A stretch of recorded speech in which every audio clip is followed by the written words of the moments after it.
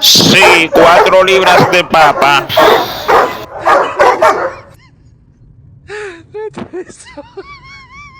Una libra de queso.